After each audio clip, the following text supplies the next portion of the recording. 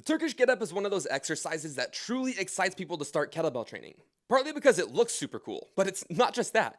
It's also a great exercise for shoulder stability and core strength. But there's a downside to the Turkish Get-Up. It's fairly complex and there's a lot of moving parts to conduct while holding a weight over your head. So if you don't have your technique down, it can be a little sketchy, which is why in today's video we are going to simplify the Turkish Get-Up so you can avoid the 3 most common mistakes with this exercise and perform it safely with as much weight as possible. And if you stick around to the end of this video, I'll even share a bonus tip for those of you who experience knee discomfort with this exercise. But before we dive in, there is one thing we need to address right off the bat. Once you pick up your kettlebell for the Turkish Get-Up, your elbow must remain locked out at all times.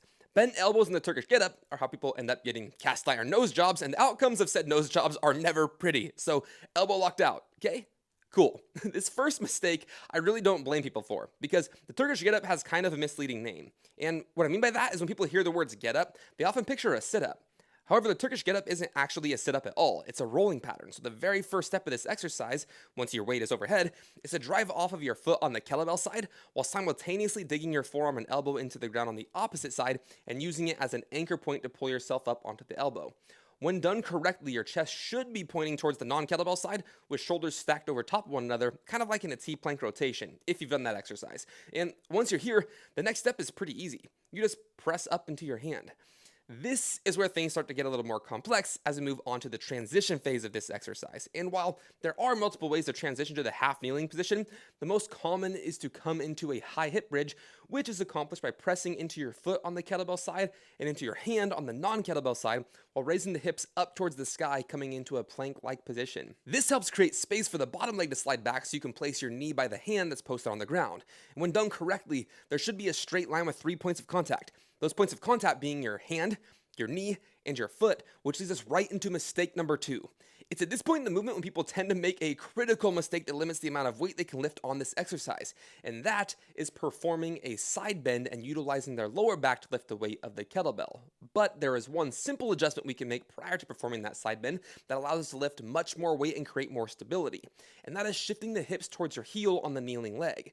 This allows you to get your hips underneath the kettlebell so you can use them to assist in lifting the weight of the kettlebell rather than relying solely on your lower back. And this little tweak is one of the biggest bang for your buck adjustments for lifting more weight with this exercise.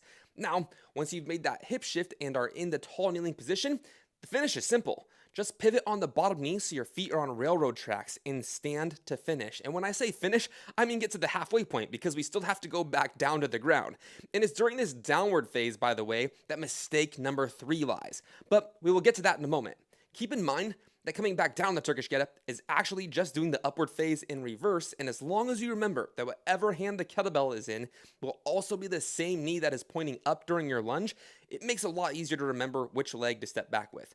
From here, you'll pivot the bottom knee 90 degrees so your bottom foot is behind your front foot. Shift the hips back while placing your hand just in front of your bottom knee, and this, my friend, is where mistake number 3 comes in to things up. Remember that sit-through we performed on the up phase? Well, we need to sit our hips past our hand on the down phase as well, but the distance here is crucial.